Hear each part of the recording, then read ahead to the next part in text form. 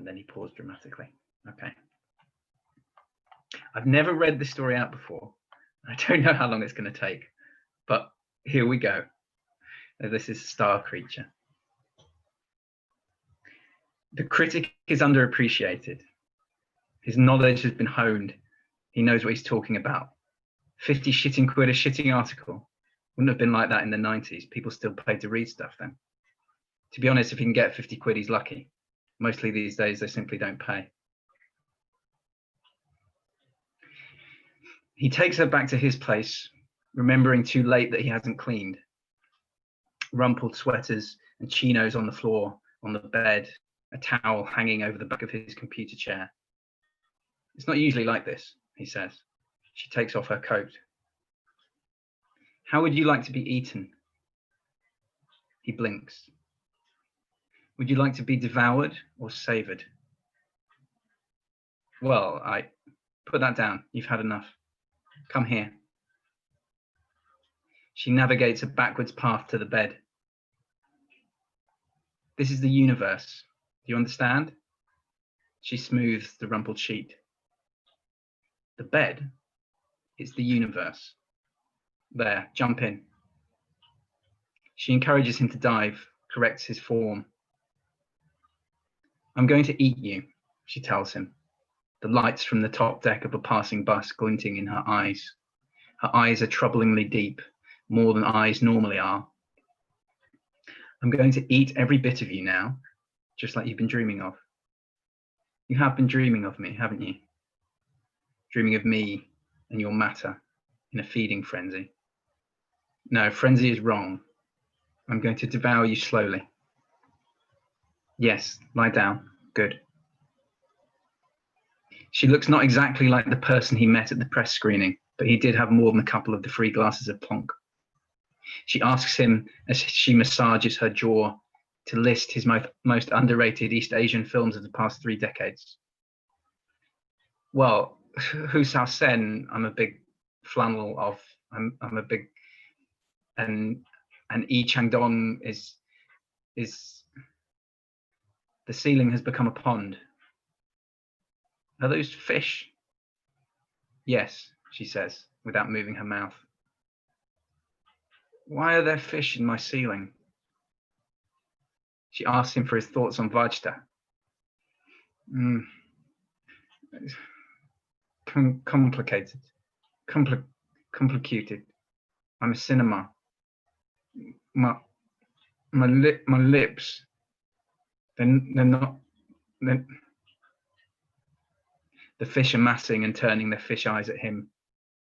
A cloud of infinite fish shifting and turning above him.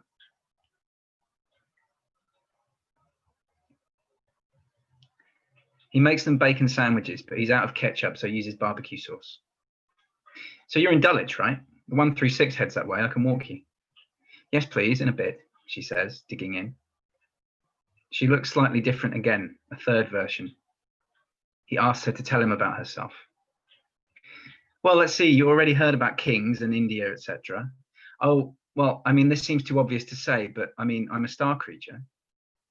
Yes, she tells him. I was formed in the depths of a white giant. I am a star, in a way, or will be. It's hard to quantify.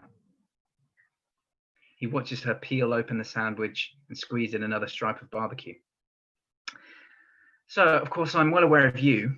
I know all there is inside of you. I think you were making us tea?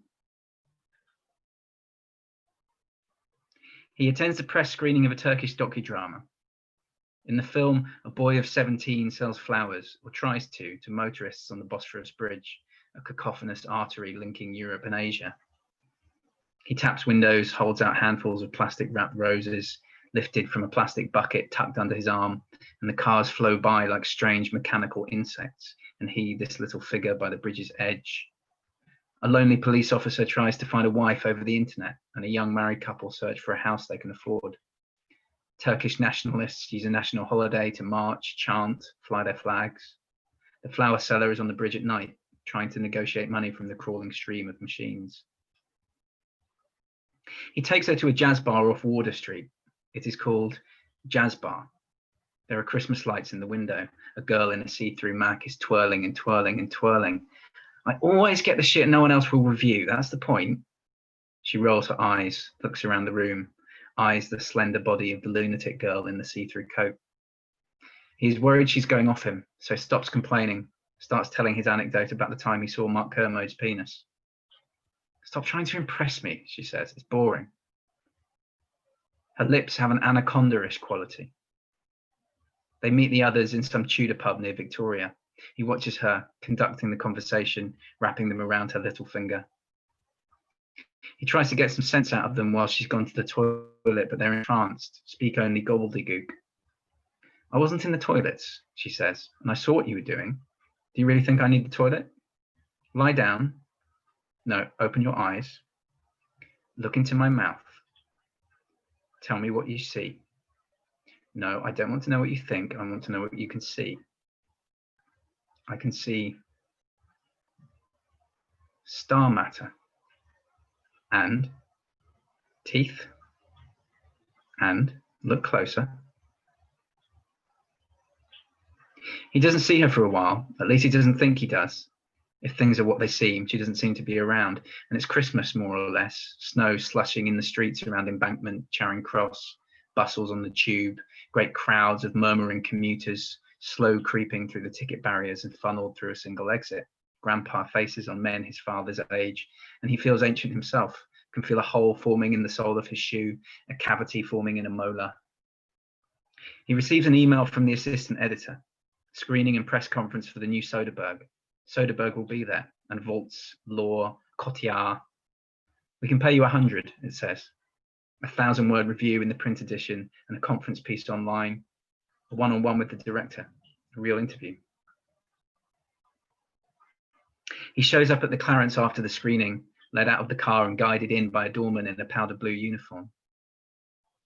The film had been confusing, a Byzantine narrative that skipped and double-backed such that he wondered if he drifted off or if the reels had been shown in the wrong order.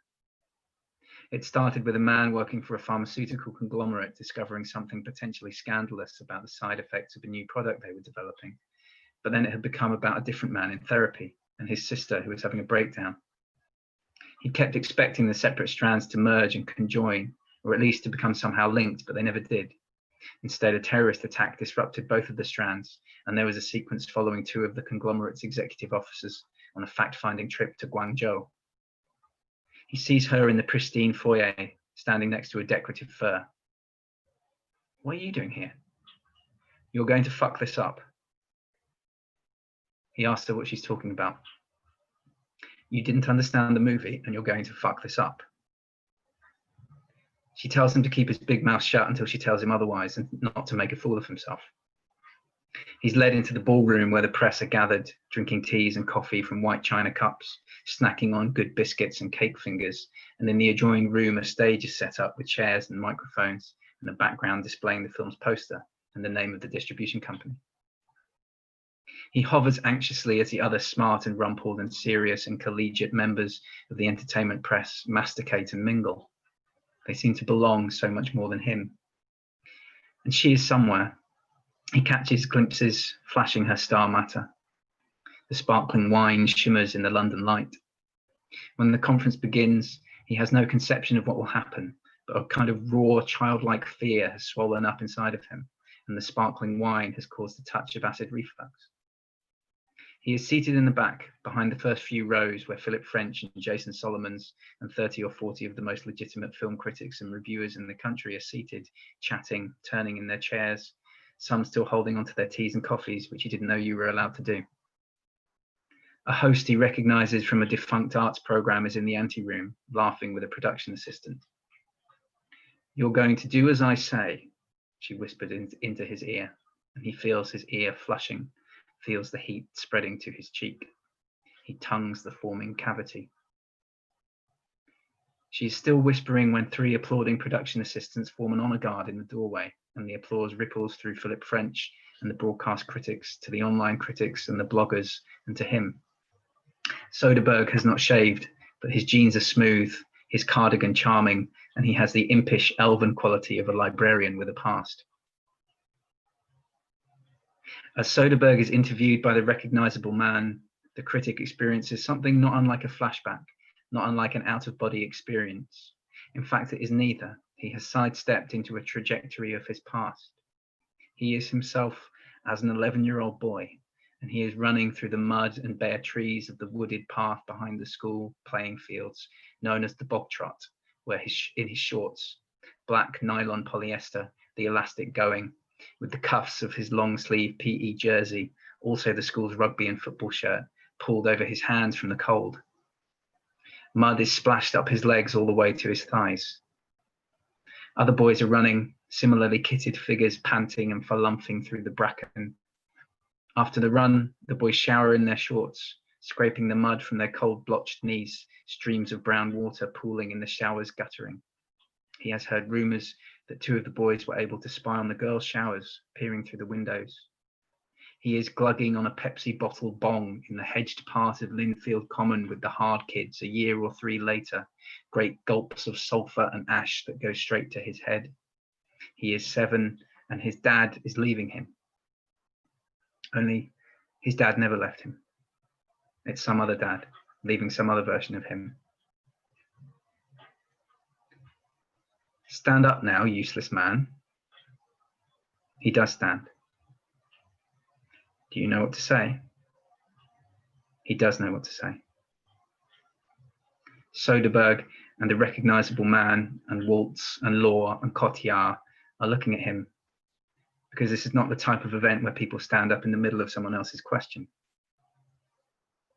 The recognizable man says something, and Waltz makes a quip at his expense, and there is some laughter, but that's just because they don't know what he's going to say yet.